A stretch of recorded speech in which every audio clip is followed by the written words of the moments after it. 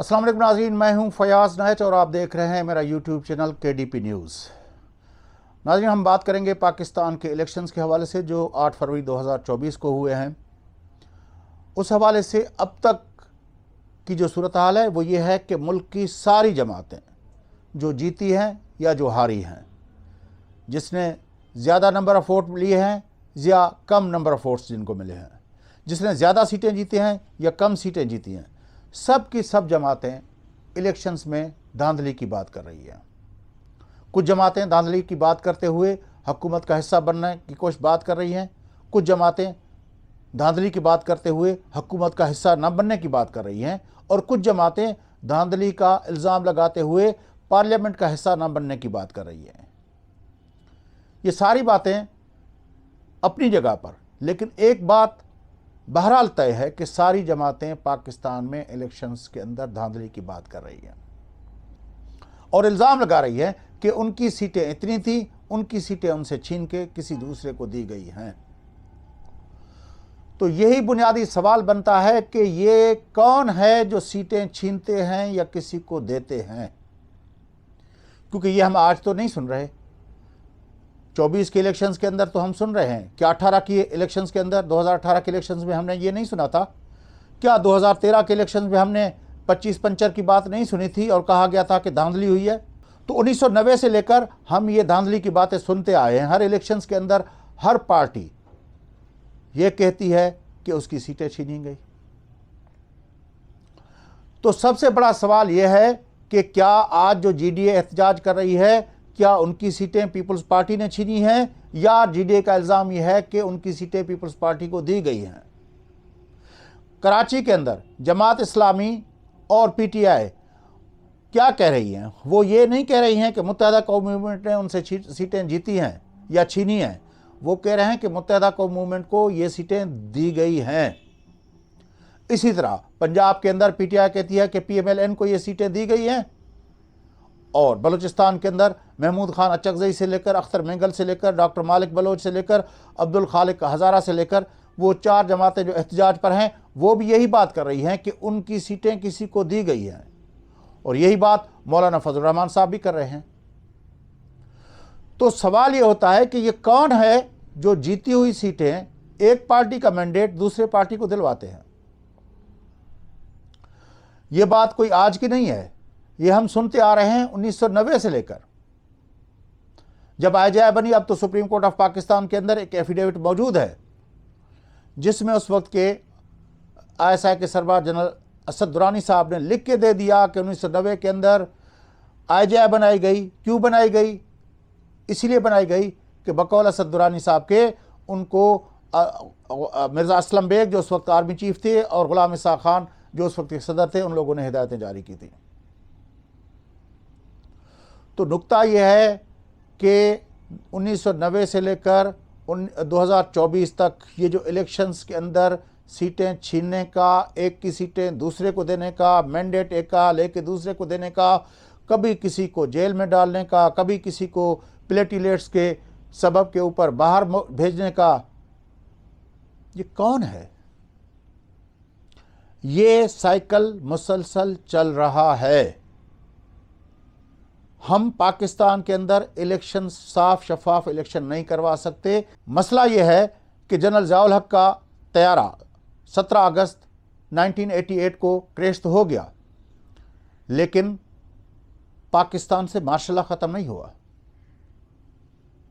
General bag ने martial law तो नहीं लगाया, लेकिन जनरल बेग और इसाक खान ने मिलकर पाकिस्तान के अंदर इलेक्शंस के ऊपर अपना कंट्रोल करने के लिए, या पाकिस्तान के उस वक्त की इलेक्टेड जो अपना गवर्नमेंट थी उसको इस बात ये बावर कराने के लिए कि वज़ीर ख़ारजा कौन होगा, फॉरेन पॉलिसी क्या होगी, ये उस वक्त उन लोगों ने अपना शिकंजा था उस वक्त के इलेक्टेड लोगों के ऊपर, इलेक्टेड गवर्नमेंट के ऊपर वो कस दिया। पाकिस्तान के अंदर जमहूरी इदारे, जमहूरी पार्टियां, जमहूरी मैंडेट, ये सारी चीज़ें अब तक उस शिकंजे में है। ज़ियाउल हक चला गया, वो फ़ौज का वो शिकंजा जो था वो हमारे निज़ाम से के ऊपर अब भी वहीं का वहीं है।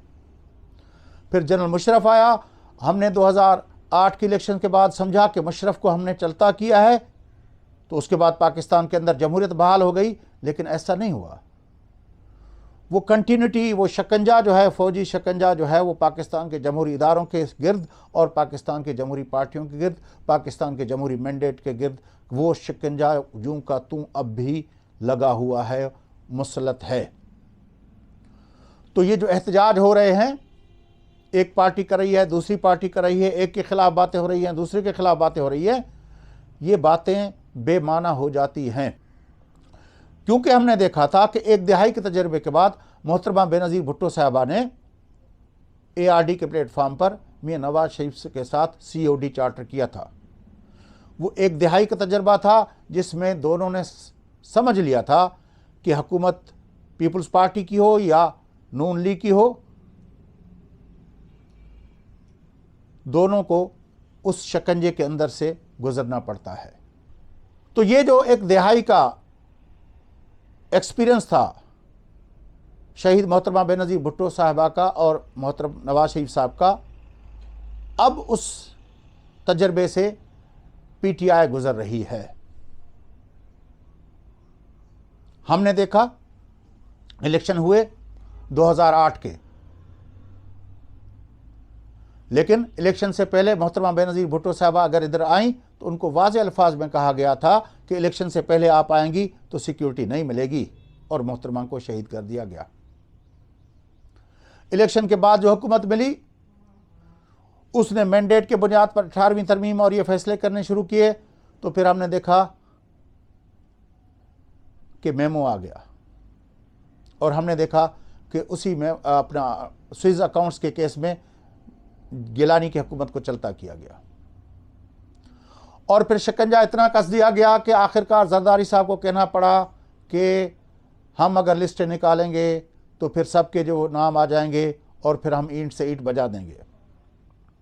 खैर, जरदारी साहब उस बयान के ऊपर कितना कायम रहे वो हमने देखा, लेकिन बहरहाल ये उसको कहना पड़ा। नवाज शरीफ साहब आए और उसने ये साबित करने की कोशिश की कि उसके और हमारे सिक्योरिटी इदारों के ताल्लुकात बहुत बेहतर हैं और वो जो चला रहे हैं हुकूमत बड़ी ज़बरदस्त चला रहे हैं। लेकिन एक वक्त आ गया कि पनामा आ गया और उसको भी चलता गया, और फिर उसने वही नैरेटिव इख्तियार किया, मुझे क्यों निकाला, वोट को इज्जत दो, और पाकिस्तान के अंदर 70 सालों 75 सालों से क्यों जो वज़ीर आज़म है वो टेन्योर पूरा नहीं कर सकते। खैर से वो भी चलता किया गया उसको भी। फिर 18 के इलेक्शन हुए और हमने देखा कि 18 के इलेक्शन के बाद जनाब इमरान खान हर दूसरे दिन ये बयान देते थे कि जनरल बाजवा और वो एक पेज पर हैं। लेकिन फिर एक वक्त आया कि उसने मीर सादिक और मीर जाफ़र के अल्फाजात इख्तियार शुरू किए और 9 मई तक चला गया और उसको जेल में बंद कर दिया गया। पहले उसकी हुकूमत के खिलाफ नो कॉन्फ्रेंस मूव हुआ, फिर उसको जेल में बंद कर दिया गया। तो ये सारे सिलसिले बता रहे हैं कि मैंडेट जिसको भी मिले, हुकूमत जिसकी भी बने, इलेक्शन जो भी जीते, लेकिन वो मैंडेट भी जाली होता है, वो इलेक्शन भी इस तरह मैन्युफैक्चर्ड होती है और उसकी जो इंजीनियरिंग होती है वो GHQ के अंदर होती है। उसके लिए एक और ज़रूरी मामला है, वो यह है कि हमारी सियासी पार्टियां भी अगरचे मगरचे चुनाचे की बातें करती हैं और एक दूसरे पर इल्ज़ाम लगाती हैं, हालांकि बेहतर तरीके से जानती हैं कि ये सारा मैंडेट चोरी कौन करता है, किसकी ईमा पर होता है।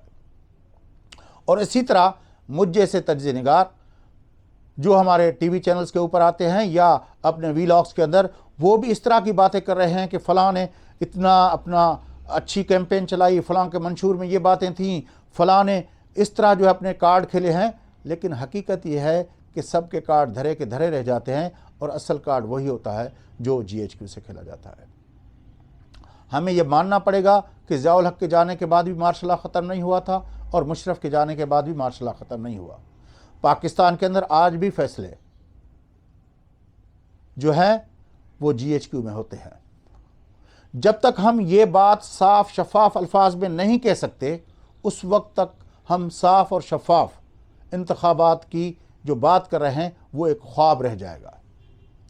साफ और शफाफ इलेक्शंस कराने के लिए और साफ और शफाफ मैंडेट के लिए ये ज़रूरी है कि ये बात हम साफ और शफाफ अल्फाज में कहें कि पाकिस्तान के अंदर सारे फैसले जो है इलेक्शन से लेकर फॉरेन पॉलिसी से लेकर और बाकी जो मामलात हैं उस पे सारे फैसले जो हैं वो हमारे गैर जमहूरी हुक्मरान करते हैं। आज के लिए इतना ही काफ़ी है। कल एक नई वीडियो के साथ और नए प्रोग्राम के साथ, नए इशू के साथ, नए तज्ज़िये के साथ आपके पास हाजिर होंगे। अल्लाह हाफ़िज़।